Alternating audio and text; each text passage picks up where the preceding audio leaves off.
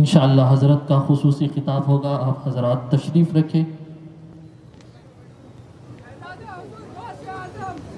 نعروں کے ساتھ حضرت کا استقبال کریں۔ نعرہ تکبیر، نعرہ رسالت، نعرہ حیدری، نعرہ حیدری۔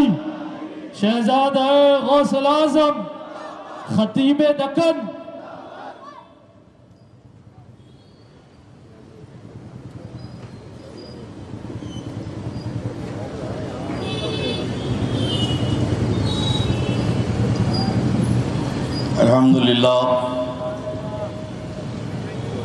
الحمدللہ الذی کفا وسلام علی عبادہ الذین اصطفیٰ،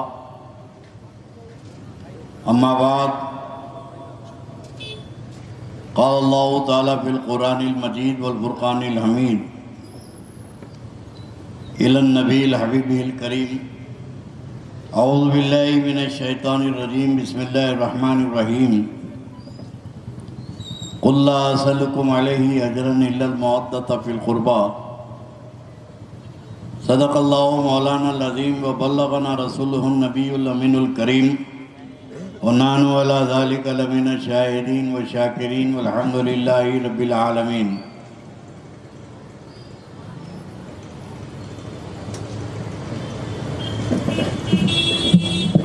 اے کربلا کی خاک، تو اس احسان کو نہ بھول۔ اے کربلا کی خاک، تو اس احسان کو نہ بھول، تڑپی ہے تجھ پہ لاش جگر گوشہ بطول، اسلام کے لہو سے تیری پیاس بجھ گئی، اسلام کے لہو سے تیری پیاس بجھ گئی، اور سیراب کر گیا تجھے خون رگ رسول، سیراب کر گیا تجھے خون رگ رسول۔ بارگاہ رسالت و آل رسالت میں جذب عقیدت کے ساتھ بآواز بلند درود شریف کا نذرانہ پیش فرمائیں۔ اللہم صلی علی سیدنا محمد وعلی آل محمد وبارک وسلم، صلاۃ و سلام علیک یا رسول اللہ، صلاۃ و سلام علیک یا حبیب اللہ۔ برادران ملت اسلامیہ، وابستگان دامان اہل بیت، عاشقان امام حسن و حسین،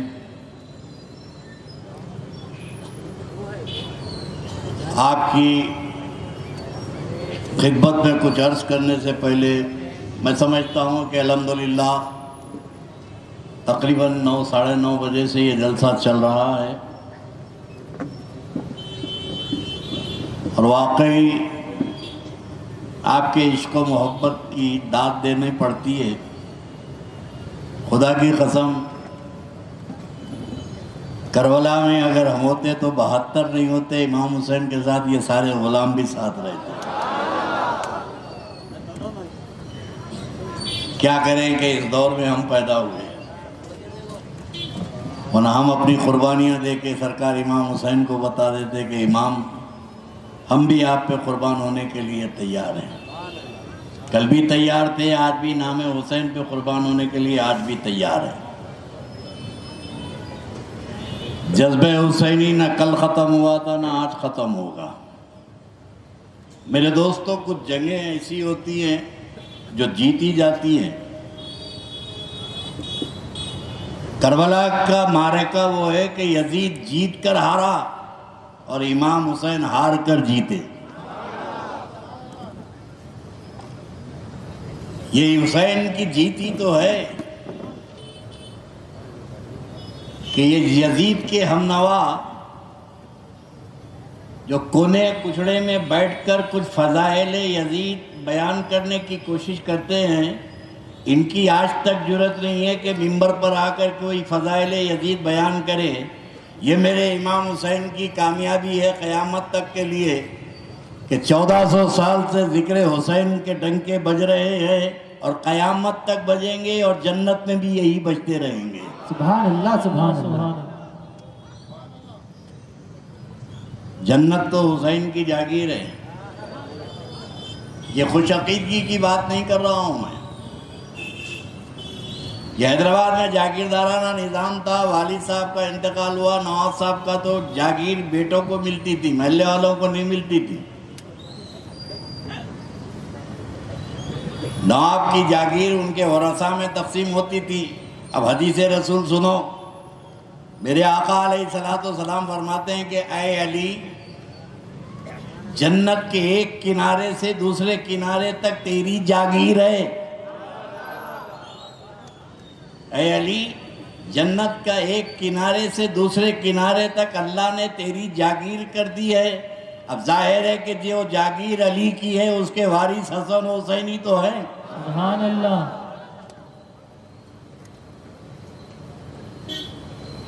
عظمت اہل بیت، مقام اہل بیت، اس کو سمجھنا ہو تو آپ اپنی زبان سے مت سمجھیں، اپنی فکر اور اپنے عقیدے سے نہ سمجھیں۔ عظمت اہل بیت سمجھنا ہو تو صحابہ کے عقیدے سے سمجھیں۔ آج کل بہت زیادہ عوام الناس میں ایک نعرہ دیا جاتا ہے، اسوہ صحابہ، صحابہ کے طریقے پہ عمل کرو، صحابہ کے طریقے پہ عمل کرو۔ تو ان نادانوں سے کہتا ہوں کہ صحابہ کے طریقے پہ نہیں، صحابہ کے عقیدے پہ عمل کرو۔ واہ سبحان اللہ۔ طریقہ تو خود بخود آ جائے گا، اصل ہے بنیاد عقیدہ۔ اور آج کی اس محفل میں ہم عقیدہ صحابہ تلاش کریں گے کہ صحابہ کے نزدیک مقام اہل بیت کیا تھا۔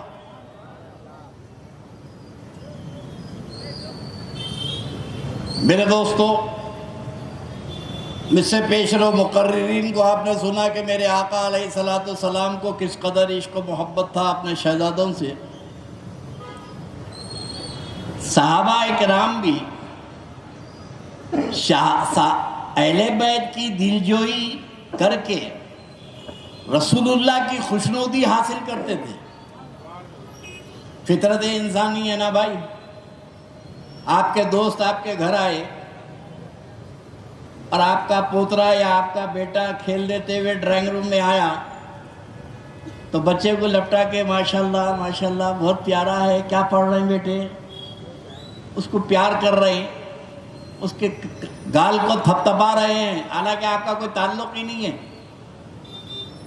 آپ کا کوئی تعلق ہی نہیں ہے، مگر دوست کا پوترا ہے، دوست کا نواسا ہے، آپ یہ بچے سے شفقت و محبت کر رہے ہیں اور آپ کا دوست آپ کی یہ حرکت سے محظوظ و خوش ہو رہا ہے۔ تو فطرت انسانی ہے کہ اولاد سے اگر کوئی کسی کی محبت کرتا ہے تو اس کے دادا اور نانا کو بے پناہ خوشی ہوتی ہے۔ تو صحابہ بھی جانتے تھے کہ اہل بیت سے محبت کا اظہار دل میں بھی کرو اور نبی دکھے تو نبی کے سامنے بھی کرو۔ واہ سبحان اللہ۔ اور یہی عمل صحابہ کا رہا کہ ہر وقت کوشش کرتے تھے کہ اہل بیت اطہار سے اپنی محبت کا اظہار کریں۔ اب وہی عمل تو آج صحابہ کا ہم کر رہے ہیں۔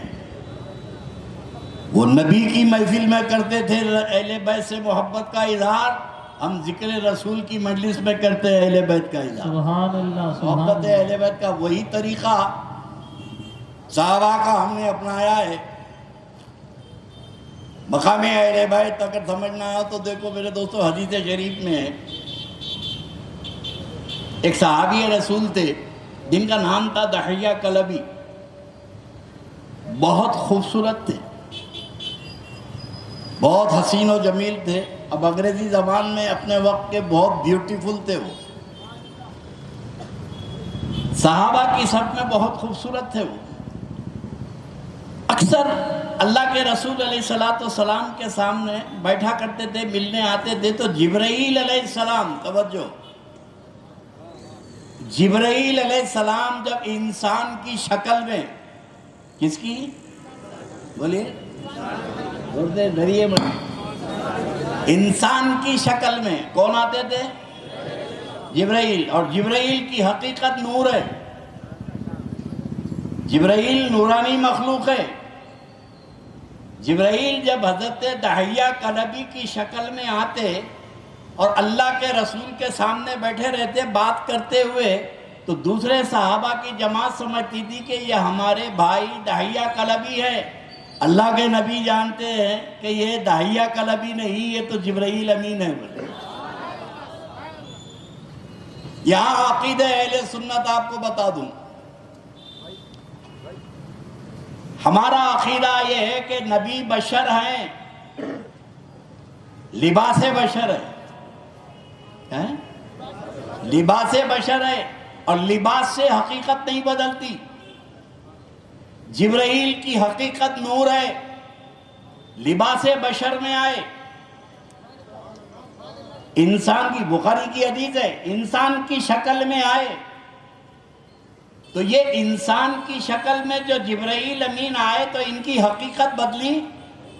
بولے یہ بشر بن گئے؟ نہیں، لباس بشر تھا. جبرائیل کی حقیقت نور ہے. تو یہ بدعقیدہ اہل حدیث سے ہم کہتے ہیں کہ ارے نادانو، جب جبرائیل لباس بشریت میں آنے کے بعد اب جبرائیل کی حقیقت نہیں بدلی تو میرے آقا کی حقیقت نور ہے، لباس بشریت میں آنے سے میرے نبی کی حقیقت کا بدل جائے. سبحان اللہ سبحان اللہ. نعرہ رسالت، نعرہ رسالت. اب عظمت امام حسین اور امام حسن دیکھیے کہ حضرت جبرائیل علیہ السلام اکثر داہیہ کلبی کی صورت میں حضور کے سامنے بیٹھے رہتے تھے. ایک بار اللہ کے نبی علیہ السلام سے بات چیت کرتے ہوئے حضرت بیٹھے داہیہ کلبی، جبرائیل علیہ السلام اندر سے امام حسن و امام حسین دوڑے دوڑے آئے اور جبرائیل علیہ السلام کے گود میں بیٹھ گئے. اور تھوڑی دیر کے بعد دونوں شہزادے اٹھے اور جبرائیل علیہ السلام کے جیب میں ہاتھ ڈال کے، کوئی ادھر جیب میں ہاتھ ڈال رہے ہیں، کوئی کپڑے کے ادھر جیب میں ہاتھ ڈال رہے ہیں اور تلاش کر رہے ہیں. جبرائیل حیران ہو کے کبھی شہزادوں کو دیکھتے ہیں، کبھی اللہ کے رسول کی صورت کو دیکھتے ہیں کہ یہ شہزادے میرے پاس تلاش کیا کر رہے ہیں. تو میرے آقا علیہ السلام نے فرمایا جبرائیل، میرے بچے تم کو داہیہ کلبی سمجھ رہے ہیں. جب میرے صحابی مجھ سے ملنے کے لیے آتے ہیں تو میرے بچوں کے لیے پھل لے کر آتے ہیں، کھجور لے کر آتے ہیں. اب بہت دیر سے تم نے کچھ نہیں دیا تو تمہارے جیب میں تلاش کر رہے ہیں. حدیث پاک میں ہے کہ جبرائیل علیہ السلام اس کے بعد جب کبھی لباس بشریت میں وہ صحابی کی شکل میں آئے تو خالی ہاتھ نہیں آئے، جنت سے میوہ لے کر آئے. سبحان اللہ سبحان اللہ. جنت کے پھل لے کر آئے. اب اندازہ لگاؤ، سارے مومن اگر مغفرت ہو گئی، جنت میں جانے کا حکم ہوا تو جنت میں جانے کے بعد جنت کا پھل کھائیں گے. قیامت تک کا اصول ہے کہ جانے کے بعد جنت میں جنت کا پھل ملے گا. مگر یہ نبی کے شہزادے ہیں کہ دنیا میں بیٹھے ہیں جنت کے پھل کھا رہے ہیں. سبحان اللہ سبحان اللہ. آل محمد آل محمد. یہ مقام اہل بیت ہے.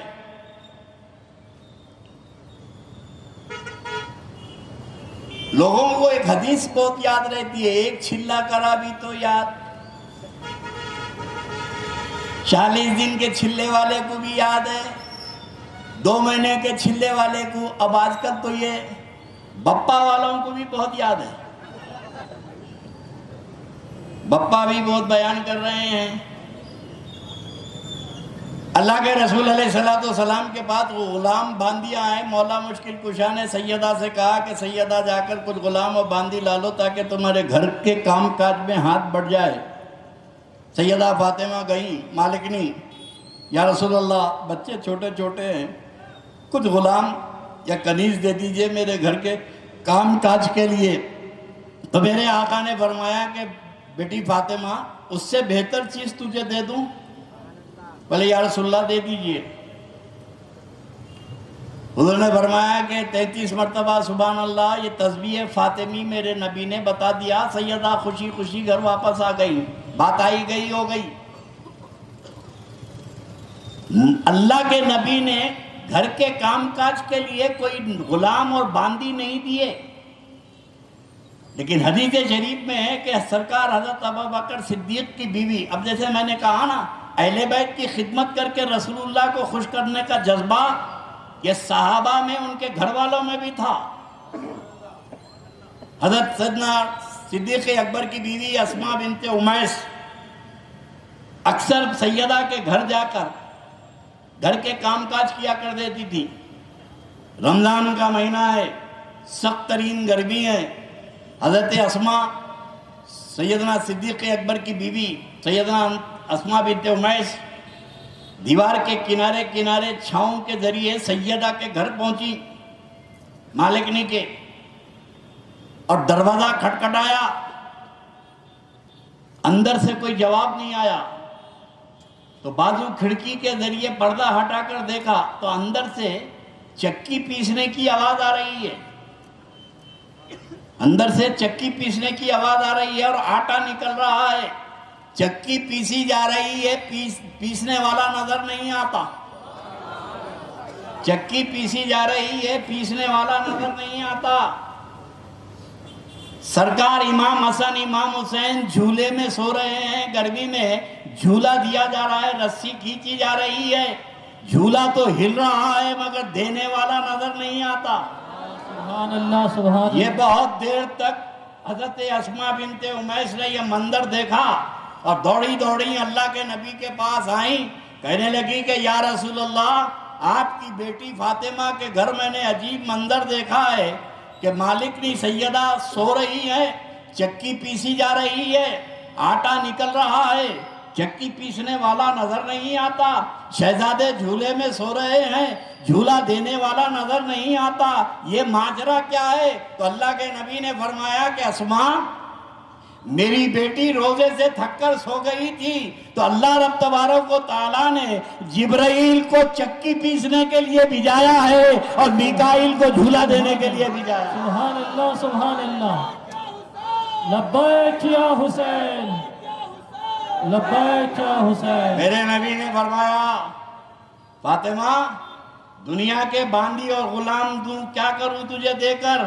میں نے تیرے گھر کی خدمت کے لیے سید الملائکہ کی ڈیوٹی لگا دی. واہ واہ واہ سبحان اللہ سبحان اللہ. جن کے گھر کی خدمت سید الملائکہ کرے ان کی عظمت کو یہ خارجی کتے سمجھیں گے؟ ان کی شان و عظمت کو. میرے دوستو، بات اتنی ہے. مقررین کہتے ہیں کہ یزید ہاتھ مانگا مانگا مانگا، حسین نے ہاتھ نہیں دیا. ہاتھ کی ویلیو تو سمجھو.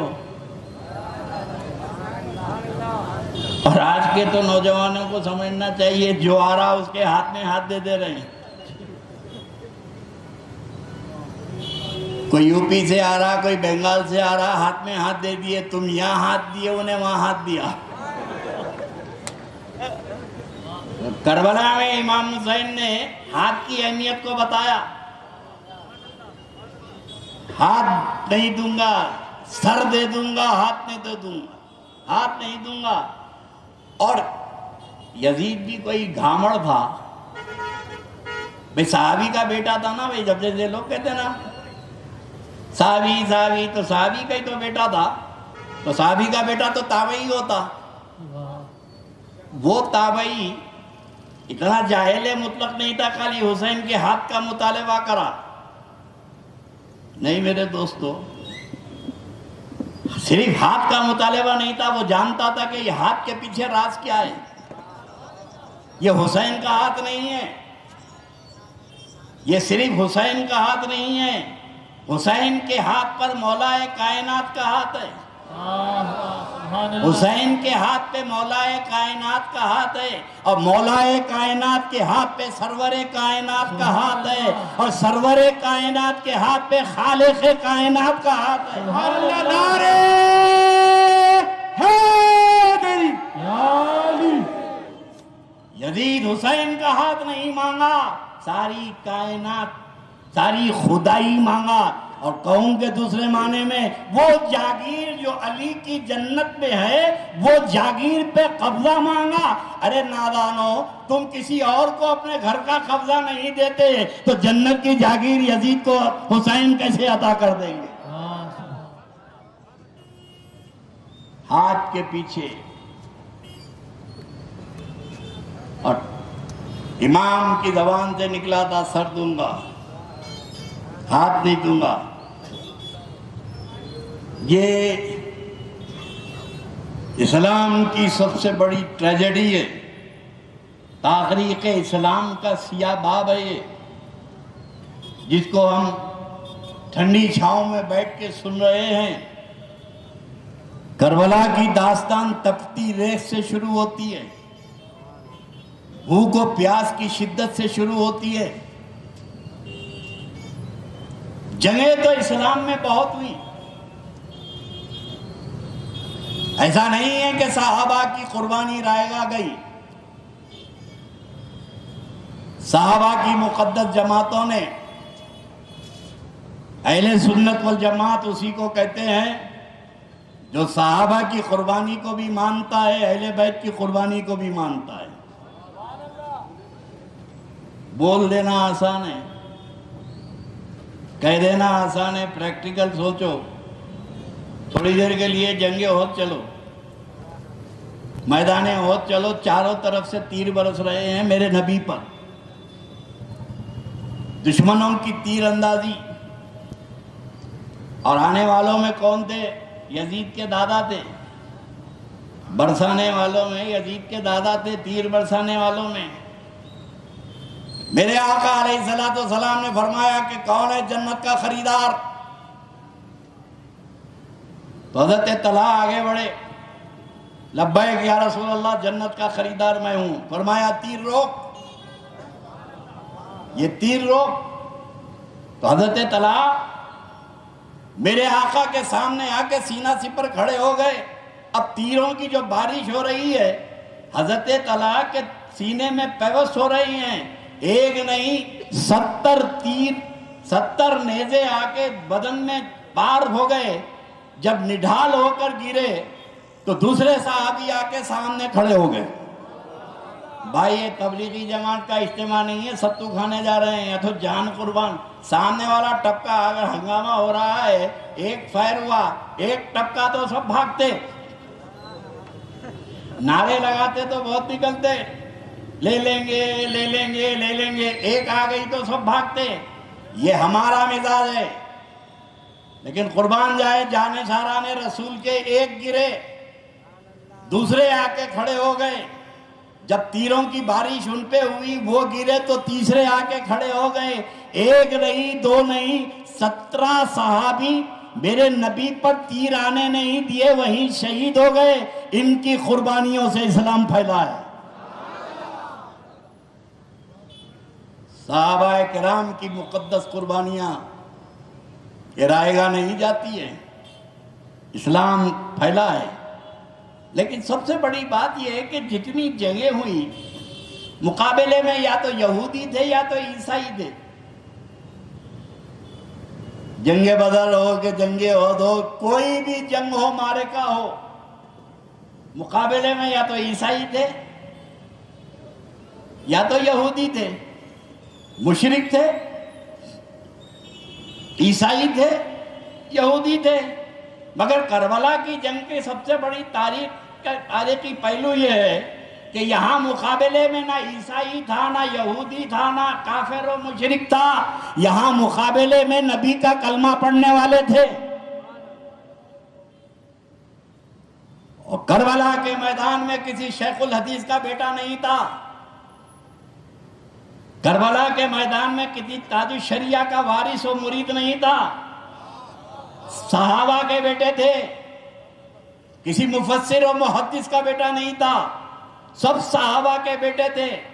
اور صحابہ کے بیٹوں میں وہ بھی تھے جو عشرے مبشرہ تھے صحابی۔ حضرت سعد ابن وقاص رضی اللہ تعالیٰ عنہ جب احد میں وہ تیر چلا رہے تھے تو میرے نبی نے فرمایا کہ 7 تیر چلا، میرے ماں باپ تجھ پہ قربان۔ وہ جلیل القدر صحابی جن کو دنیا میں اللہ کے نبی نے جنت کی بشارت دے دی تھی، عشرے مبشرہ جنتی صحابی، ان کا بیٹا عمر بن سعد میدان کربلا میں نبی کے نواسے کے قتل کرنے کے لیے آیا۔ تو میرے دوستو، کربلا میں جتنے آئے تھے وہ صحابہ کے بیٹے تھے۔ اور صحابہ کے بعد سب سے بڑی جماعت تابعین کی، وہ تابعین تو نبی کے نواسے کو قتل کرے۔ اب سوچو، اپنی فکر کو دعوت دو کہ کربلا کے میدان میں میرے امام صحابہ کے بیٹوں سے کہہ رہے ہیں، لوگوں پہچانو میں تمہارے نبی کا نواسا ہوں۔ کس کو بولے؟ بولے صحابہ کے بیٹوں سے کہا کہ پہچانو میں تمہارے نبی کا نواسا ہوں۔ کیا تم نہیں جانتے کہ میرے نبی نے میرے بارے میں یہ کہا، میرے نبی نے یہ کہا؟ سب جانتے تھے، ساری تقریریں سنی، سارے خطابات سنے۔ جب میرے امام کا خطبہ ختم ہوا تو تیروں کی بارش کرے۔ تو میرے دوستو، جب بھٹک جاتے ہیں، جب گمراہی مقدر بن جاتی ہے، تو صحابہ کے بیٹے نبی کے نواسے کو نہیں پہچانے تو 1400 سال کے بعد کوئی ملا مولوی آل رسول کو نہ پہچانے تو کون سے حیرت کی بات ہے۔ فرق یہ ہے کہ وہ اصل کے دشمن تھے، یہ نسل کے دشمن ہیں۔ ان کو اصل سمجھ میں نہیں آئے، ان کو نسل سمجھ میں نہیں آ رہی ہے۔ کربلا میں میرے امام رہتی دنیا تک ایک مزاج پیش کیے کہ لوگوں، ہاتھ دینے سے پہلے دیکھو کہ کس کے ہاتھ میں ہاتھ دے رہے ہیں۔ کیا یہ تمہارے ہاتھ کی لاز میدان محشر میں رکھتا ہے؟ اگر معاملہ اس کا صحیح ہے تو ہاتھ میں ہاتھ دے دو، ورنہ ملا تو ہاتھ دے دو۔ عرض کر رہا تھا، اگر کربلا کے واقعات کو، اور بھی دوسری ایک چیز بتا دوں،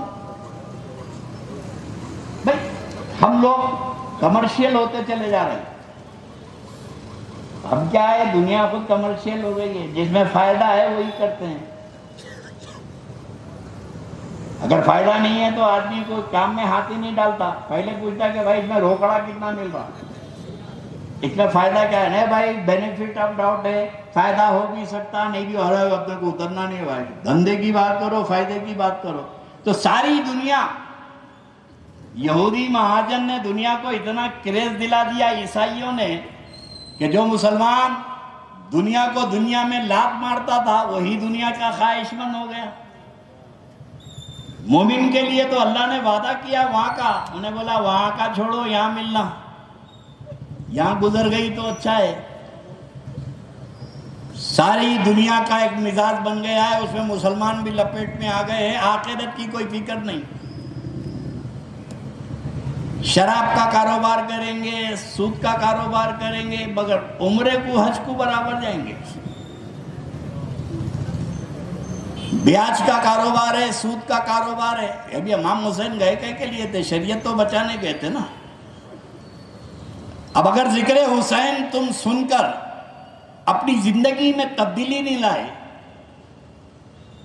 سرکار امام حسین کا مزاج، ان کی قربانی، ان کی اولاد کی قربانی، اس کا ریٹرن کیا دو گے؟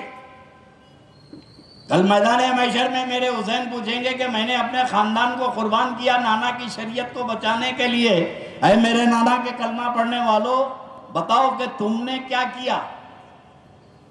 کوئی ہے جواب؟ بھائی یہی جواب نہیں ہے تو وہاں کیا دیں گے؟ ذکر حسین کے بعد آپ کی زندگی میں تبدیلی آنا چاہیے، جو امام کی پسند ہے وہ آپ کی پسند ہونا چاہیے۔ امام یزید جو خرافات کر رہا تھا دمشق میں، شام میں بیٹھ کر، حرام و حلال میں فرق مٹا دیا، حلال کو حرام کرا، حرام کو حلال کرا، شراب خوری عام تھی۔ یزید کی شراب خوری کی اطلاع مدینے میں تھی۔ مدینہ شریف میں 1800 کلومیٹر ملک شام سے یزید کی شراب خوری، اس کی عیاشی، اس کی زناکاری کی اطلاع مدینے کے صحابہ کو تھے۔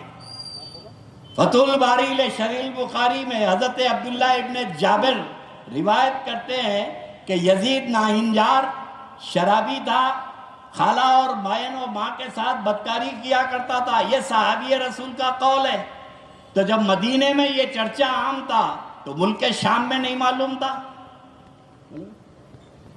اچھا نہیں معلوم تھا، بابا کو نہیں معلوم تھا بیٹا کیا کر رہا؟ بھائی بابا کو تو مدینے کی فکر رہتی تھی، مصر کی فکر رہتی تھی، مکے کی فکر رہتی تھی، گھر کی اطلاع نہیں تھی بیٹا کیا کر رہا ہے۔ یہ ناہنجار بیٹا کس کی بیعت لینے گئے تھے؟ یہ شرابی کبابی کی، یہ حرام خور کی۔ امام حسین امام علی مقام علیہ السلام نے دیکھا کہ یہ شریعت کو پامال کر رہا ہے، شریعت کو مٹا رہا ہے، تو حسین کا اقدام شریعت مصطفیٰ کے تحفظ کے لیے تھا، دین پاک مصطفیٰ کی حفاظت کے لیے تھا۔ جب تک کہ امام قربانی نہیں دیتے یزید کے عزائم کو ختم نہیں کر سکتے تھے۔ اب میرے دوستو وہاں تو یزید کے عزائم کو ختم کر دیے، مگر یزیدیت ہر دور میں رہی، کچھ عقیدے کے اعتبار سے رہی، کوئی عمل کے اعتبار سے رہی۔ الحمدللہ ہم عقیدے کے اعتبار سے یزیدیت کو ٹھوکر مارتے ہیں، لیکن عملی میدان میں کہیں نہ کہیں یزید کو فالو کر رہے ہیں۔ عملی میدان میں ہم کہیں نہ کہیں یزید کے فالوور ہیں۔ وہ مسلمان جو شراب کی تجارت کرتا ہے، داڑھی رکھ کے شراب پیتا ہے، یزید پہ تو لعنت کرتا ہے، مگر عمل وہی کرتا ہے جو یزید کو پسند تھا۔ اگر کوئی متقی اور تقوی کا بازار گرم کر کے سود اور فائنانس کا کاروبار کر رہا ہے، بیاج کا کاروبار کر رہا ہے، اور نمازوں کا بڑا پابند ہے، مسجد کو آ رہا ہے، مگر بیاج کا کاروبار ہے، اور اتنے کمینے ہوتے یہ بیاج خور۔ ایک بیاج خور کو میں نے ملک پیٹ میں دیکھا ہے، مسجد میں پوچھ رہا کیا بھائی اصل بھی غیب وہ بھی غیب، سلام پھر کے پوچھ رہا، اب مسجد کا معتمد ہے۔ اتنی ڈٹائی کہ سود خوری کا یہ عالم ہے کہ ڈنکے کی چوٹ سود کھا رہے ہیں اور فیملی کو عمرے پہ لے جا رہے ہیں، حج کو لے جا رہے ہیں۔ تو عقیدے کے اعتبار سے یہ یزیدی تو نہیں ہوئے، لیکن عملی اعتبار سے یزید کے کردار کو یہ اپنا رہے ہیں۔ امام علی مقام کا یہ میسج سننے والوں کے اندر تبدیلی آنا چاہیے، اور میں تو دیکھ رہا ہوں بہت ساری تبدیلی آ گئی۔ میرے بچپن میں دیکھتا تھا کہ اہل سنت والجماعت کے مسلمان بڑی عقیدت سے بی بی کا عالم دیکھنے جاتے تھے اور استقبال کرتے تھے۔ اب جو بدتمیز ہیں تو ہر جماعت میں ہے نا بھائی، لیکن کچھ ایسے سنجیدہ فکر کہتے کہ بی بی کا عالم، اور ہم خود آگے یہاں پر استقبال کریں اپنے بڑوں کے ساتھ، بی بی کے علم کا استقبال کرتے تھے، عقیدت سے کھڑے رہتے تھے۔ مگر جب سے یہ خارجی ذہن زکوٰۃ و فطرے کی ٹیم پیدا ہوئی، ان لوگوں نے دیکھا کہ اہل بیت سے دور کرنے کا طریقہ یہ ہے کہ اہل بیت کے علم سے، ان کی نشانیوں سے دور کر دو۔ سوال یہ پیدا ہوتا ہے کہ آپ نے یہ علم کو شیعوں کی جاگیر بنا دی۔ شیعہ کرتے، وہ کیا بات ہے شیعہ کرتے کہ شیعہ امام حسن امام حسین پہ شیعوں کی جاگیر ہے؟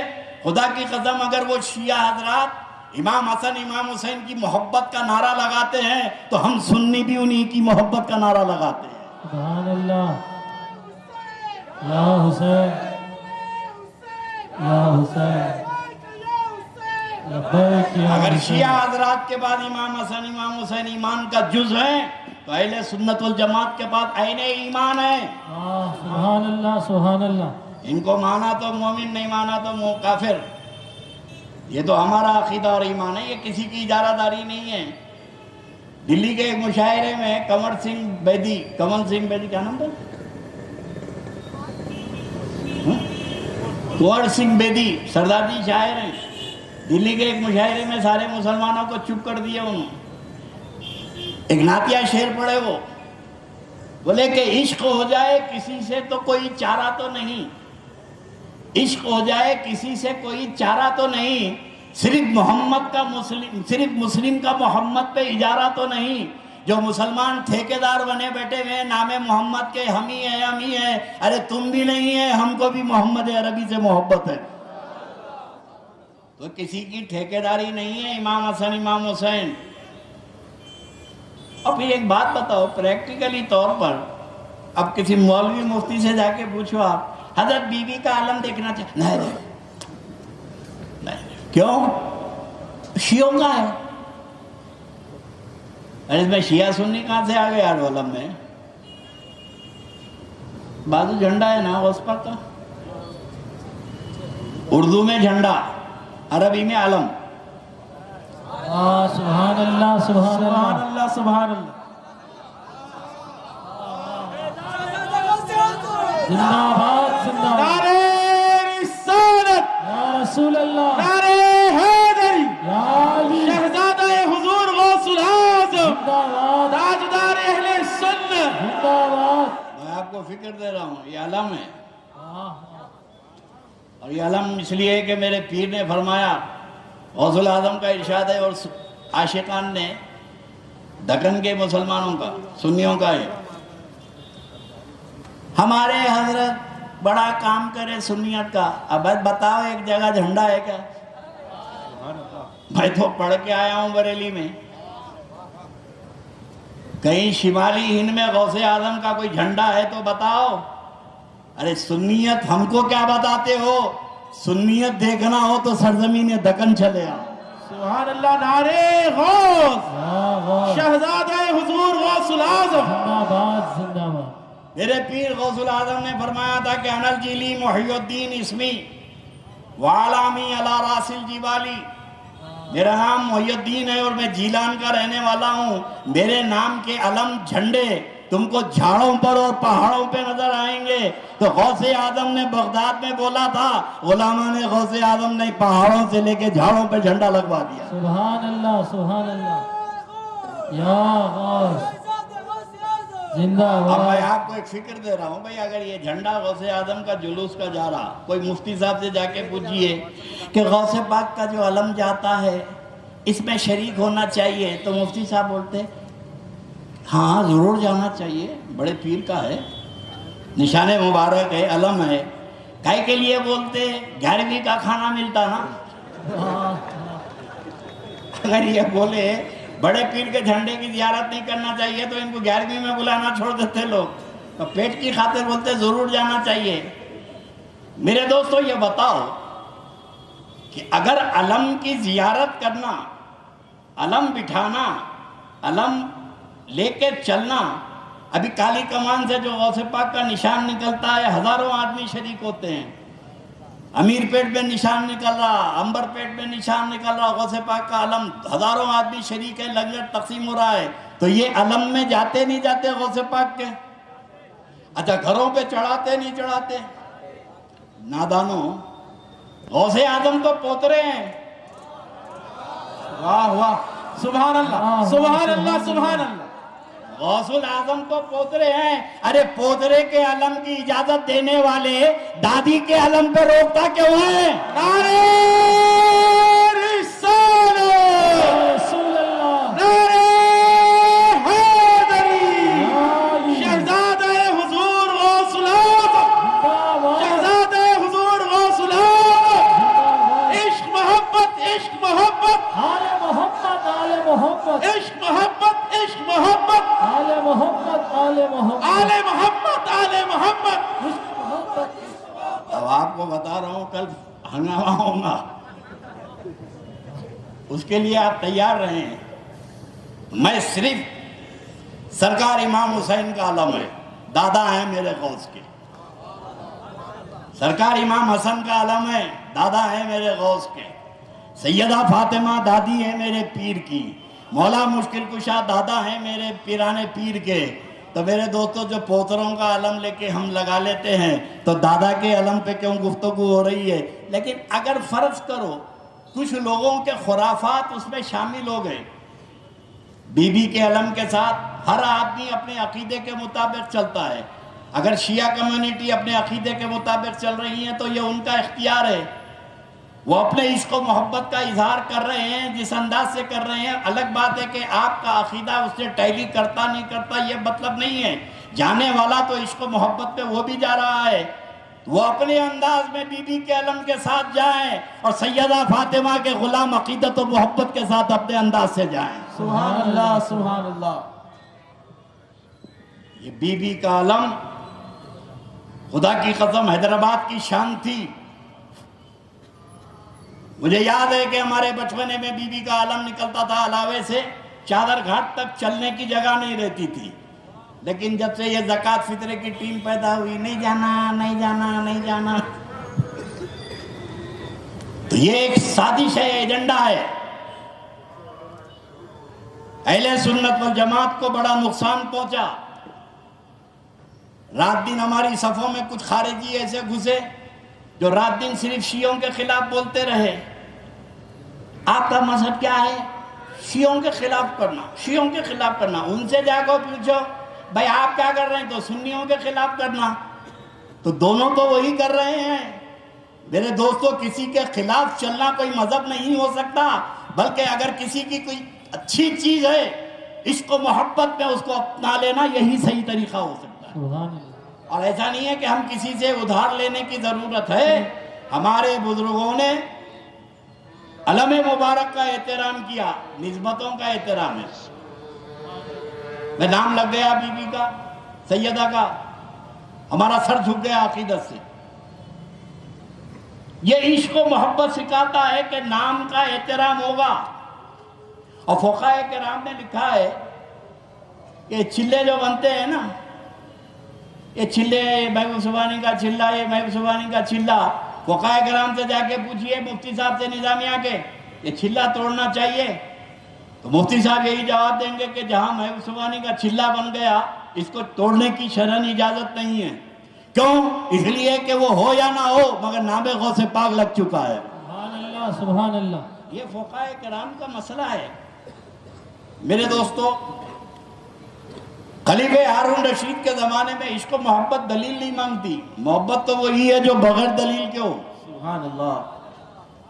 یہ سودے باز ہیں, ہم کو دلیل ہونا دلیل ہونا دلیل ہونا.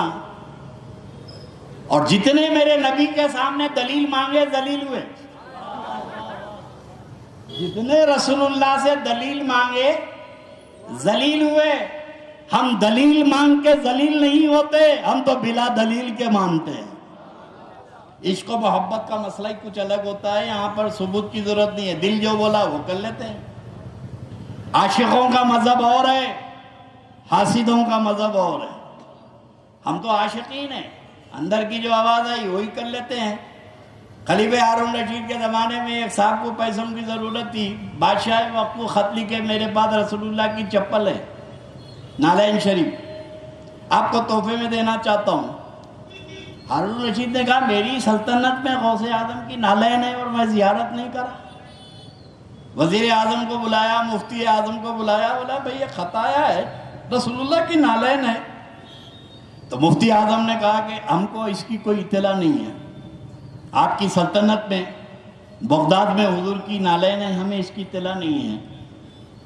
مگر یہ صاحب نے تو خط لکھا ہے اور تحفے میں دینا چاہتے ہیں. وہ صاحب کو ہارون رشید نے کہا کہ میں آپ کو وقت مقرر کروں گا, آپ کا جو وقت مقرر ہے اس وقت پر لے کے آنا نالین.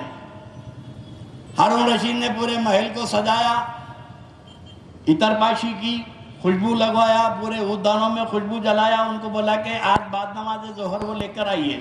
وہ صاحب صندوق سر پہ لگ کے آئے تو خلیفہ ہارون رشید باب الداخلے پہ قلعے کے باہر, محل کے باہر وہ صندوق کا استقبال کیا, سر پہ رکھا, خاندان کے ساتھ عمرہ, روسا, وزیر اعظم سب تھے.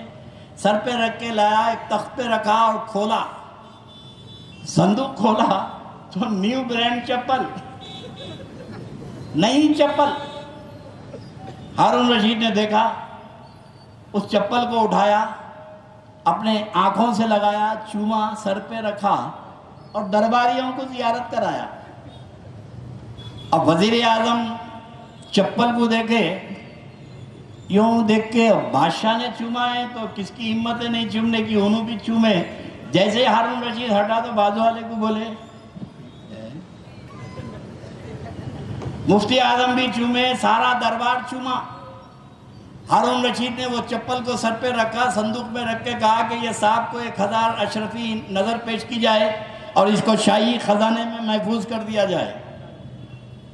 جب دربار خالی ہوا تو وزیر اعظم نے کہا کہ امیر المومنین جان کی پناہ چاہوں تو کچھ عرض کروں۔ بولو کیا بات ہے؟ بولے یہ رسول اللہ کی نالین نہیں ہے، یہ رسول اللہ کی چپل نہیں ہے۔ سرکار رسول اللہ کے زمانے میں ہمارے زمانے میں 400-450 سال کا فرق ہے، اور یہ چپل پہ تو 4 گھنٹے بھی نہیں گزرے۔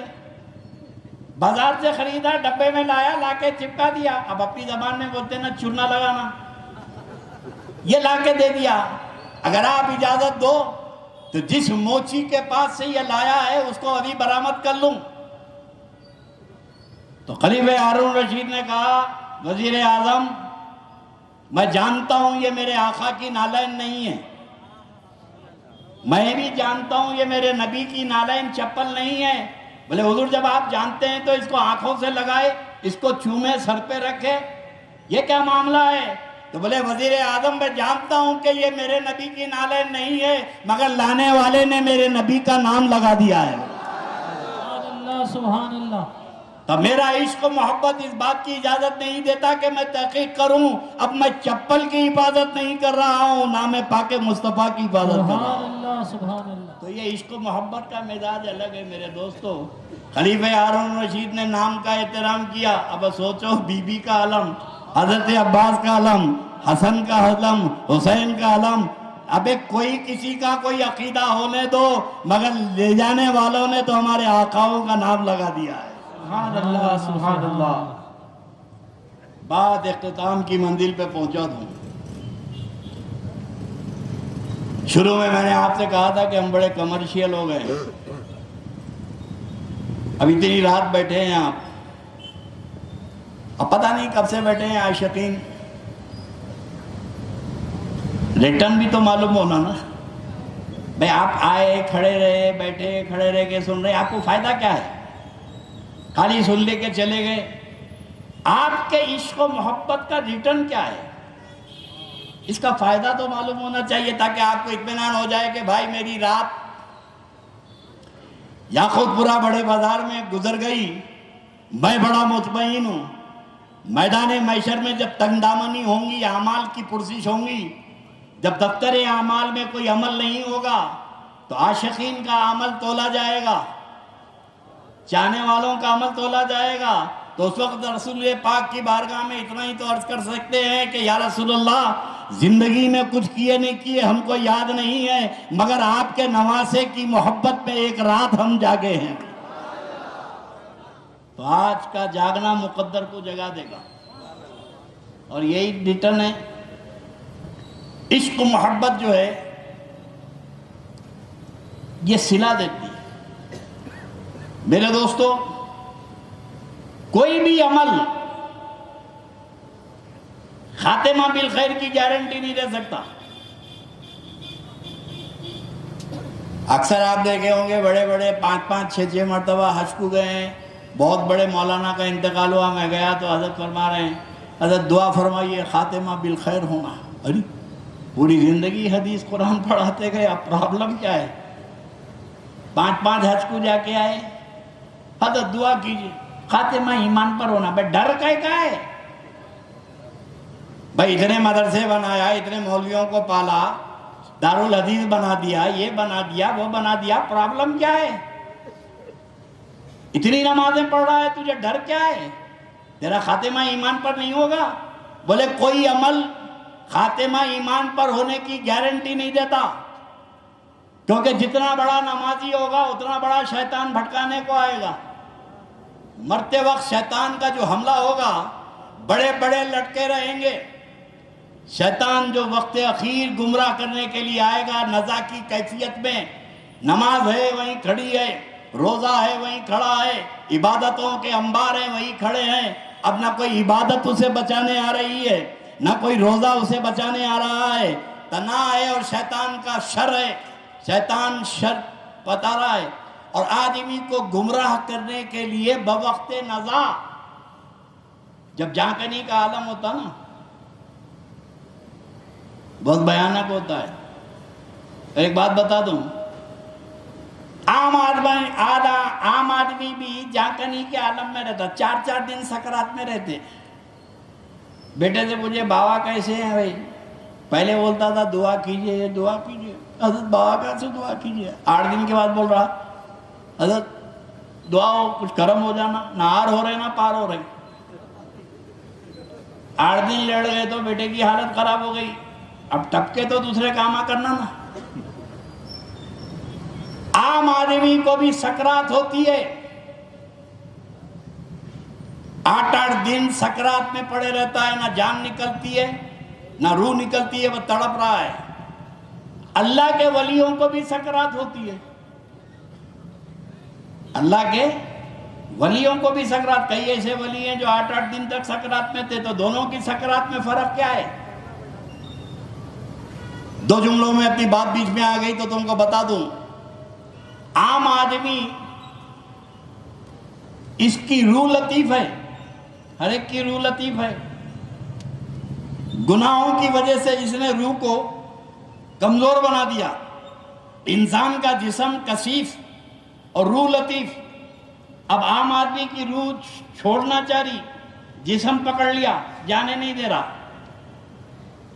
روح پکڑ لی, روح نکلنا چاہتی ہے, جسم چھوڑنا نہیں چاہتا. اب اسی کشمکش میں کبھی 5 دن کبھی 8 دن ہو گئے. یہ عام آدمی گناہگاروں کی روح کا مسئلہ ہے جو سکرات کا ہے, اور اللہ کے ولیوں کی سکرات کا یہ معاملہ ہے. ان کی روح بھی لطیف, ان کا جسم بھی لطیف.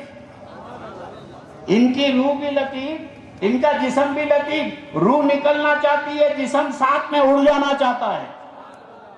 اور اسی کشمکش کا نام اللہ کے ولیوں کی سکرات ہے. اسی جنگ ہے کہ روح چاہتی ہے جسم رہ جائے, اور جسم چاہتا ہے روح کے ساتھ اڑ جائے. تو میرے دوستو, سکرات میں تو سب کو رہنا ہے, اور عام آدمی تو یہ ہے کہ گناہگاروں کی روح کا تو یہ عالم ہے کہ قرآن پاک میں اللہ فرماتا ہے کہ کیف اذا توفتهم الملائکۃ یضربون وجوہہم وادبارہم. وہ وقت کیسا ہوگا جو فرشتے مار مار کے روح نکالیں گے. قرآن کہہ رہا آسانی سے نہیں نکلے گی روح, ٹھوکم ٹھاکی شروع ہو جائیں گی, مارتے رہیں گے. لیکن یہاں پر بھی عاشقوں کا مسئلہ یہ ہے, قربان جائے عاشقوں کا مذہب ہی الگ ہوتا ہے. بات یہ بیچ میں رکھ لیں, بتا دوں. ایک بزرگ اللہ کے نبی کو خواب میں دیکھے, دیدار ہوا, اور دیدار ہوا تو اللہ کے رسول سے پوچھے کہ یا رسول اللہ, قرآن پاک میں اللہ تعالیٰ فرماتا ہے کہ روح نکلتے وقت تکلیف ہوں گی, اذیت کے ساتھ روح نکالے جائے گی. اور حدیث شریف میں ہے کہ روح نکالتے وقت ایسی تکلیف ہوگی جیسے ریشم کے کپڑے کو ببول کے جھاڑ پہ ڈال کر کھینچو تو جیسے ریشم کا کپڑا تار تار ہو جاتا ہے, اتنی تکلیف سے روح نکالی جائے گی. 7 سمندر کا پانی بھی اگر دے دو تو مرنے والے کی پیاس نہیں بجھے گی, ایسی تکلیف ہوگی روح نکلتے وقت. یا رسول اللہ, قرآن کہتا ہے روح نکلتے وقت تکلیف ہوں گی, اور آپ فرماتے ہیں کہ مومن کی روح ایسے نکل جائے گی جیسے مسکے میں سے بال نکل جاتا ہے. مومن کی روح ایسے نکلے گی جیسے مسکے میں سے بال نکل جاتا ہے. قرآن کہتا ہے کہ تکلیف سے نکلے گی, کلام اللہ کہتا ہے تکلیف سے نکلے گی, اور حدیث رسول اللہ کہتی ہے کہ آرام سے نکل جائے گی. حضور دونوں میں تدابق کیا ہے, مطابقت کیسے پیدا ہوں گی؟ تو میرے آقا علیہ السلام نے بشارے میں فرمایا خواب میں, سورہ یوسف پڑھ, سورہ یوسف پڑھ. یہ نیند میں سے بیدار ہوئے عالم تھے, سوال تو علمی کرے تھے اللہ کے نبی سے. نیند میں سے اٹھ کے وضو کرے, وضو کر کے قرآن شریف میں سورہ یوسف پڑھتے رہے. رات بھر پڑھے, جواب نہیں ملا. دن بھر پڑھے, ہفتوں پڑھے, جواب نہیں ملا. اس وقت کے بڑے بڑے شیخ الحدیث, مفتی, مفکر اسلام, بڑے بڑے لوگوں سے جا کے بغداد میں پوچھے. اب ظاہرے کو زمانے میں تو علمی ماحول تھا, کون بچا ہوں گا جس سے پوچھے, ہر ایک کو خواب بتائے. اب بولے کہ اللہ کے نبی نے کہا سورہ یوسف پڑھ, جواب نہیں ملا. زندگی سے عاجز آ گئے کہ میرے سوال کا جواب کسی مولانا مولوی کے پاس نہیں ہے. تو کسی نے کہا ارے نادان, جس کا جواب کہیں نہیں ملتا اسے غوث العظم کے پاس ملتا ہے. سبحان اللہ. وہ بڑے پیر پیرانے پیر کے پاس آئے، اپنا خواب بیان کرے کہ خواب میں نے اللہ کے نبی سے کہا کہ اللہ کا کلام کہتا ہے روح نکلتے وقت تکلیف ہوں گی، اور میرے آقا آپ فرماتے ہیں کہ روح آسانی سے نکل جائے گی مومن کی، میرے عاشق کی، جیسے مسکے میں سے بال نکل جاتا ہے۔ حضور سورہ یوسف پڑھا میں، اللہ کے نبی نے کہا سورہ یوسف پڑھو، میں پڑھ رہا ہوں ملتا نہیں جواب۔ میرے آقا غوث الاعظم نے فرمایا پڑھ، میرے سامنے پڑھ، اور سورہ یوسف پڑھے۔ ایک مقام پہ آئے تو میرے آقا غوث الاعظم نے فرمایا رک جا، تیرے سوال کا جواب یہیں پر، تیرے سوال کا جواب یہیں پر ہے۔ بولے کہاں پر ہے؟ تب سورہ یوسف میں یہ ہے کہ یوسف علیہ السلام کی محبت میں زلیخا اتنی گرفتار ہو گئی تھی، نہ شوہر کا خیال، نہ عزت کا خیال، نہ معاشرے کا خیال، بس صبح سے شام تک یوسف یوسف یوسف یوسف، بس بیٹھی تھی یوسف۔ تو مصر کی عورتیں بولی ارے شرم کر بڈھی، ایسے کیسے عاشق ہو گئی یوسف کی جو صبح سے شام تک تیرے کو یوسف ہی کا ذکر کرتے رہتی ہے؟ آخر ہے کیا یوسف میں، ہے کیا یوسف میں؟ تو زلیخا نے کہا الفاظ نہیں ہیں بتانے کے لیے، دیکھو تو معلوم ہو جائے۔ تو بولے کہ بتاؤ۔ اہتمام ہوا، مصر کی عورتیں آئیں، محل میں بیٹھی، اور سب کے ہاتھ میں زلیخا نے لیمو اور چھری دے دی، یہ چھری اور لیمو پکڑ لو۔ کیا ہے؟ بولے جب یوسف سامنے آئے تو میں کہوں گی کہ لیمو کاٹو تو لیمو کاٹ دینا۔ عورتوں نے کہا کیا مسئلہ ہے، کاٹ دیں گے۔ اب پردے کے پیچھے یوسف علیہ السلام نقاب ڈالے ہوئے، عورتوں کے ہاتھ میں لیمو اور چھری۔ قرآن ہے یہ، کوئی تبلیغی نظام نہیں ہے۔ عورتیں لیمو اور چھری لے کے بیٹھی، زلیخا نے پکارا یوسف باہر آؤ۔ یوسف علیہ السلام پردوں کو ہٹا کے باہر آئے، نقاب اٹھائے۔ جیسے ہی حضرت یوسف نے نقاب اٹھایا تو حسن یوسف کو دیکھ کر مصر کی عورتوں کی آنکھیں پھٹی کی پھٹی رہ گئی اور منہ کھلا کا کھلا رہ گیا۔ اسی اسنا میں دوران میں زلیخا نے کہا لیمو کاٹو۔ لیمو تو کب کے چھوٹ گئے تھے، لیمو تو ہاتھ سے کب کے چھوٹ گئے تھے۔ زلیخا نے کہا لیمو کاٹو۔ اب قرآن کہتا ہے کہ یہ عورتیں لیمو کاٹنے گئی تو لیمو تو زمین پہ گر گیا تھا، یہ انگلیاں کاٹنا شروع کر دیں۔ ایک ایک کر کے پوری عورتوں نے چاروں انگلیاں کاٹ ڈالی اور یوسف کو دیکھتے رہی۔ میرے پیر نے کہا یہی معاملہ ہے، یہی معاملہ ہے۔ مصر کی عورتوں کی انگلیاں کٹ گئیں، درد کا احساس نہیں ہوا، کیونکہ حسن یوسف میں وہ کشش تھی، وہ جاذبیت تھی کہ کسی کو تکلیف کا احساس نہیں ہوا۔ حسن یوسف کا جب یہ عالم ہے تو جب میرے آقا مرتے وقت غلاموں کو دیدار کرائیں گے۔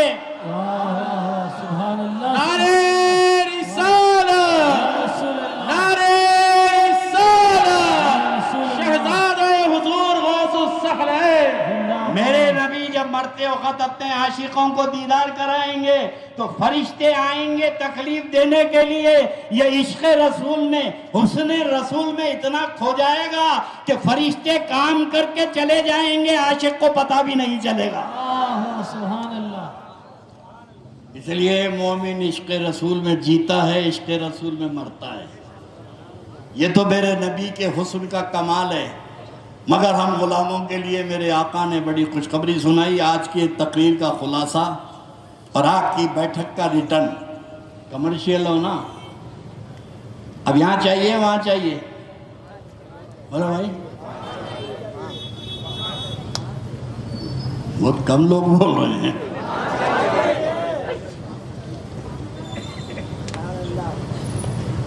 خدا کی قسم یہاں بھی انہی کے ساتھ رہنا ہے، وہاں بھی انہی کے ساتھ، خالی جذبہ ہونا چاہیے۔ اور میدان محشر میں تو کئی علم رہیں گے، کہاں کہاں بھاگیں گے یہ لوگ۔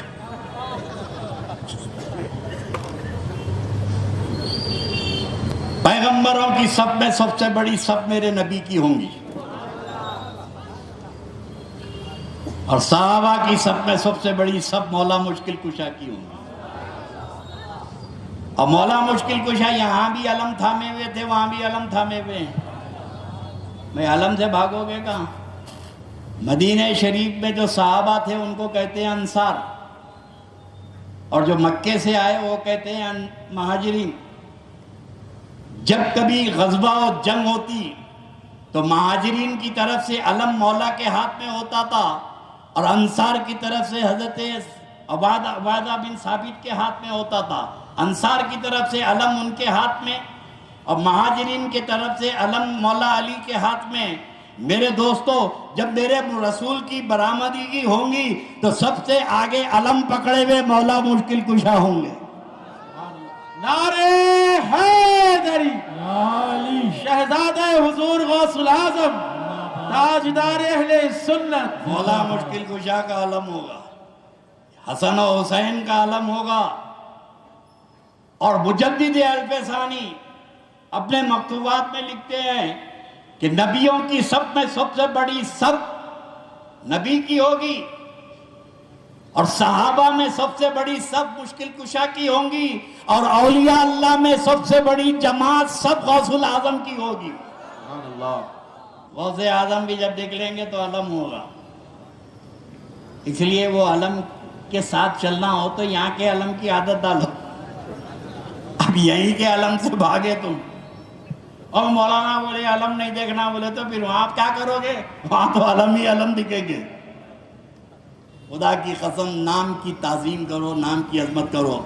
عرض کر رہا تھا، بات اختتام کی منزل پہ بتا دوں کہ کوئی بھی عمل حسن خاتمہ بالخیر کی گارنٹی نہیں دیتا۔ نمازی ہے تو لٹکا ہوا ہے، ابھی چھوٹے موٹے ہیں تو چھوٹے موٹے شیطانہ کام چلا لیں گے۔ اب ایک سٹے باز بٹے باز کے بعد سے ابلیس تھوڑی آئیں گا، اس کی نسل آ جائیں گی گمراہ کرنے۔ اور کوئی بہت بڑے مولانا ہے تو چھوٹوں کو بولے گا تیرے بس کے نہیں رہے انہیں میں جاتا ہوں۔ نجم الدین کبریٰ جیسے عظیم الشان شخصیت امام راضی کے پیر، ان کو پہنچ گیا ابلیس، مرتے وقت اٹکا دیا، نہ ادھر ہو رہے نہ ادھر ہو رہے، فیل کر دیا مناظرے میں۔ خاتمہ بالخیر تو چھوڑو، کفر پہ مر رہے تھے، اس وقت پیر نے بچا لیا، مرشد نے بچا لیا۔ بھائی ان کو تو ان کے مرشد نے بچا لیا، تم کو کون بچائیں گے؟ مرتے وقت کیا شیطان سے مقابلے کی طاقت ہے تمہارے پاس؟ اس کے سوال اور جواب دے سکتے ہیں آپ؟ ابھی کسی لونڈی کے پر بچی کے پر آیا تو بھاگ جاتے، چھوٹی بچی 12 سال کی شیطان آ گیا انہیں بولتے وہاں بھاگتے۔ یہاں کے شیطان کسی پہ آ گیا تو برداشت نہیں کر سکتے، مرتے وقت آ گیا، پہلے سے ہوا خراب، جانکری کا عالم، ایسے وقت میں سب باغ دکھاتا ہے شیطان۔ مرتے وقت تو کوئی صورت نہیں ہے مومن مرنے کی، اور اصل چیز ہے مومن۔ خبر میں سوال جواب ہوگا۔ اب اصل تبلیغی جماعت والے بھی مسجدوں میں لکھ کے لگاتے ہیں نا، بروز محشر کے جہاں کو داس بوت اولی پرسش نماز بوت۔ اللہ صاحب قیامت میں سب سے پہلے نماز کا سوال کریں گے۔ کن سے؟ NTR سے، چندرا بابو نائیڈو سے۔ بھائی کس سے سوال ہوگا؟ نماز کا سوال کہ جگن موہن سے ہوگا، KCR سے ہوگا؟ نماز کا سوال مومن سے ہوگا، اور مومن سے سوال اس وقت ہوگا جب مومن مرے گا۔ واہ سبحان اللہ سبحان اللہ سبحان مومن اللہ۔ سے سوال اس وقت ہوگا جب مومن مرے گا۔ جب مرتے وقت ہی مومن نہیں مرے گا تو نماز کا سوال کہاں ہوگا؟ فرشتے قبر میں آ کے سوال و جواب کہاں کریں گے؟ ان کا ہی کینڈیڈیٹ ہے، پوچھنے کا کیا تعلق ہے؟ نہ سوال کا جواب دیا نہ کوئی دیا، ٹپک گیا تو سیدھا تو انہیں جا رہا جہنم میں۔ مگر کوئی عمل بچانے کے لیے وقت نزا نہیں آ سکتا۔ سکرات میں مومن بے بس ہو جاتا ہے۔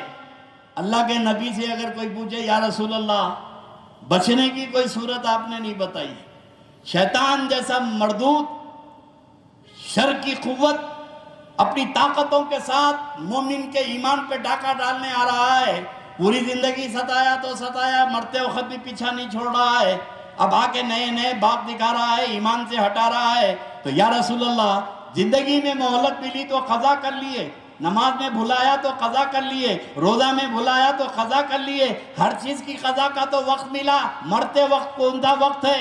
کہ ہم اس سے کیسے بچیں؟ تو میرے آقا نے فرمایا کہ میرے عاشقوں، میں نے تمہاری نجات کا انتظام کر دیا، میں تمہاری بخشش کی صورت نکال دیا۔ فرمایا یا رسول اللہ کیا صورت ہے؟ تو فرمایا کہ اب سنو، الا من ماتا حب آل محمد ماتا مومنا، جو میری آل کی محبت میں مرے گا، چاہے زندگی میں کچھ کرے یا نہ کرے، مرے گا تو کلمہ پڑھ کے مرے گا۔ نعرہ رسالت، رسول اللہ، نعرہ حیدری، عشق محبت، عشق محبت، آل محمد، آل محمد، عشق محبت، عشق محبت، آل محمد، آل عشق محمد، محبت، عشق محبت۔ آل محمد، آل محمد۔ آج کے جلسے میں اتنے اطمینان سے جاؤ بے شک، کہ بخشش کا سہارا مل گیا، سبحان اللہ۔ اور میرے نبی کا عاشق، اہل بیت کا وفادار ایڑیاں رگڑ کے نہیں مرے گا، تڑپ تڑپ کے نہیں مرے گا۔ میرے نبی فرماتے ہیں کہ اللہ من ماتا حب آل محمد ماتا مطمئنہ، جو میری آل کی محبت میں مرے گا وہ مطمئن مرے گا، بہت اطمینان کی موت آئے گی اس کو۔ یہ تو غلاموں کو خوشخبری ہے، ان خارجی کتوں کے لیے بھی فرمایا الا من ماتا بغض آل محمد ماتا کافرہ، جو میری آل کی دشمنی میں مرے گا، چاہے کتنا بڑا عالم ہو جائے، مرے گا تو کافر ہو کے مرے گا۔ نعرہ حیدری، نعرہ حسینیہ۔ یا حسین، اللہ آپ کو سلامت رکھے، اور یہ جذبہ حسینی کو سلامت رکھے۔ کربلا کی تاریخ پھر عالم میں دہرائی جا رہی ہے۔ میں نہیں کہتا کہ یہاں کا مسئلہ ہے وہاں کا مسئلہ ہے، مسلمانوں کا تو ہر طرف کا مسئلہ ہے۔ دنیا کے کسی خطے میں بتاؤ کہ مسلمان خوش ہیں؟ مصر میں تباہی ہے، عراق میں تباہی ہے، ایران میں پریشانی ہے، پڑوسی ملک پریشان حال ہے، جہاں دیکھو۔ اور یہ سعودیوں کو، کویتیوں کو، قطر والوں کو اپنی فکر کرنا چاہیے، مگر اب تک پروموٹ کر رہے ہیں، اپنی تباہی کو دیکھ نہیں رہے ہیں، لوگوں کے عقیدے کو تباہ کرنے کے لیے خارجیوں کو چھوڑے ہوئے ہیں۔ محرم کا مہینہ آیا، بکواس شروع ہو گئی۔ باغ جہارا میں آج سے 25 سال پہلے میں تقریر کر کے جا رہا تھا، دن میں جلسہ تھا، تو آگے گیا تو لوگ شربت پلا رہے تھے، تو شربت پلا رہے تھے تو بچوں کو کس کو معلوم کس کو دینا کس کو نہیں دینا۔ ایک بڑی داڑھی والا جا رہا تھا، چھوٹے بھائی کا پیجامہ، بڑے بھائی کا کرتا، بچے کیا کرے، اس کو شربت دے دیے، چھوٹے بچے تھے، اب اتر کے بچوں سے لڑا، ہم کو شربت دیتے، ہم وہ دے دیں۔ ادھر سے 4 آدمی جمع ہوئے، ادھر سے، بھلے یہ علاقہ سینسیٹیو ہے، لوگاں سمجھتے شیعہ سنی چھڑ گئی جب تو، اور بھنگامہ ہوا تو میں بھی گاڑی روک کے پوچھا کیا بات ہے بھائی؟ بولے تو حضرت وہ شربت دیے تو جھگڑا کرنے آ رہا ہی نہیں، شربت پلائے تو میں بولا ادھر آؤ بھائی، ارے بھائی کہیں کا جھگڑا کر رہے، نہیں پینا ہے تو مت پیو، چلے جاؤ۔ نہیں ہم کو دیے کیسا؟ ابے تیری پیشانی پہ لکھا ہوا ہے کس کو دینا کس کو نہیں دینا، بچے دے شربت دے دے رہے، پی لے۔ بولے حرام ہے، بولے حرام ہے، ہم نہیں پیتے، بولے۔ اب میں بھی گاڑی سے اتر گیا، نہیں پیتا تیری مرضی ہے بھائی، شکر کا پیشنٹ ہوں گا، ڈائبیٹکس ہوں گا۔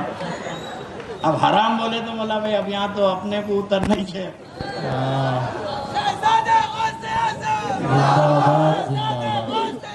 گاڑی سے اترا، بولا بھائی کیا ہے رے اس میں حرام؟ دودھ ہے، بادام ہے، شکر ہے، پانی ہے، روح افزا ہے، کون سی چیز حرام ہے رے؟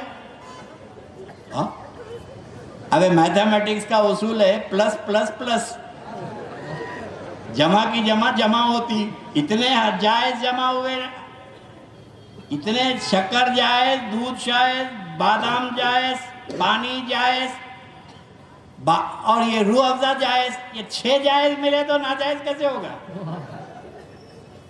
کامن سینس بھی نہیں مانتی۔ تو بولے مولانا آپ کو معلوم ہے ہم لوگ کیوں حرام بولتے ہیں؟ بولے ہاں بتاؤ بھائی کیوں بولتے ہیں؟ غیر اللہ کا نام لگ گیا تو اس لیے حرام ہے۔ اچھا، تو غیر اللہ کا نام لگ گیا تو چیز حرام ہو جاتی. ہمارے پاس غیر اللہ کا نام لگ جانے سے حرام ہو جاتی. بولے تیرے بابا کا نام کیا ہے؟ تیرے بابا کا نام کیا ہے؟ بولے میرے بابا کا نام عبد الرحمن ہے. بولے نام لگ گیا نا تو بھی حرامی ہو گیا کیسے؟ نام تو لگ گیا نا. نام لگ جانے سے کوئی چیز کیسے حرام ہو جائے گی یارو؟ اور بڑی پریشانی ہو رہی. کرنول والے تنگا بھدرا کا پانی پیتے, وجے واڑا والے کرشنا کا پانی پیتے, بنارس والے گنگا کا پانی پیتے, انہوں جمنا کا پانی پی رہے ہیں, کوئی تاپتی کا, کوئی کون سی ندیوں کا پانی پی رہے ہیں, گوداوری کا, اس کا. اور یہ سارے ندیاں ہندو دیوی دیوتاؤں کے نام سے, سارے ندیاں ہندو دیوی دیوتاؤں کے نام سے ہیں. کیا یہ کرشنا کا پانی حرام ہو جائے گا؟ گوداوری کا پانی حرام ہو جائے گا؟ سرسوتی کا پانی حرام ہو جائے گا؟ گنگا کا پانی حرام ہو جائے گا؟ ارے عقل کے اندھو, جب ہندو دیوی دیوتاؤں کا نام لگنے سے دریا کا پانی حرام نہیں ہوتا تو نبی کے نواسے کا نام لگنے سے شربت کیسے حرام ہو جائے گا؟ نعرہ رسالت, یا رسول اللہ, نعرہ رسالت, یا رسول اللہ, تاجدار اہل سنت, زندہ باد, شہزادہ حضور غوث العظم, زندہ باد, زندہ باد. اپنی صفوں میں خارجیت کو روکو. اس دور کا سب سے بڑا فتنہ خارجی فتنہ ہے. میں انشاءاللہ پھر کبھی موقع ملے گا تو خارجیت کے چہرے سے نقاب. اور میں ہمارے شیعہ حضرات سے, ذاکرین سے میرا ادباً معروضہ ہے. ایسا نہیں ہے کہ ہم کوئی کلین ہیں, ہماری صفوں میں بھی بہت سارے خارجی گھس گئے ہیں, اور آپ کی صفوں میں بھی بہت سارے وسیم رضوی گھس گئے ہیں. بے شک بے شک, آپ کی صفوں میں بھی بہت سارے وسیم رضوی آ گئے ہیں جو ہندوستان کے شیعہ سنی اتحاد کو پارا پارا کرنا چاہتے ہیں. یہ اپنے امام باڑوں میں ہیں, ہم اپنے جلسوں میں مصروف ہیں. نہ ان سے ہمارا لینا دینا شیعوں سے, نہ شیعوں کا ہمارے سے لینا دینا. مگر یہ سعودی عرب اور قطر و بحرین, یہ کویت مل کر شیعہ سنی محاذ کو گرم کرنا چاہتے ہیں. میں ذاکرین سے مطالبہ کرتا ہوں, اپنی صفوں کے غداروں کو آپ سنبھالو, ہماری صفوں کے غداروں کو ہم سنبھالیں. نعرہ رسالت, نعرہ حیدری, نعرہ غوث, تاجدار اہل سنت, حضور شہزادہ غوث العظم, زندہ باد, حضور جانشین غوث العظم. زندہ باد. آج ہندوستان میں جتنے اتحاد و اتفاق کی ضرورت ہے اس سے پہلے کبھی نہیں تھی. اب یہ ایک دوسرے کے خلاف نظور آزما رہیں گے, سفارائی کریں گے تو خدا کی قسم مٹا دیے جاؤ گے, تمہارا نام نشان نہیں رہے گا. اپنی صفوں میں اتحاد پیش کرو, متحد ہو جاؤ. کسی اور کے نام پہ اتحاد ہو یا نہ ہو, حسن و حسین کے نام پر متحد ہو جاؤ.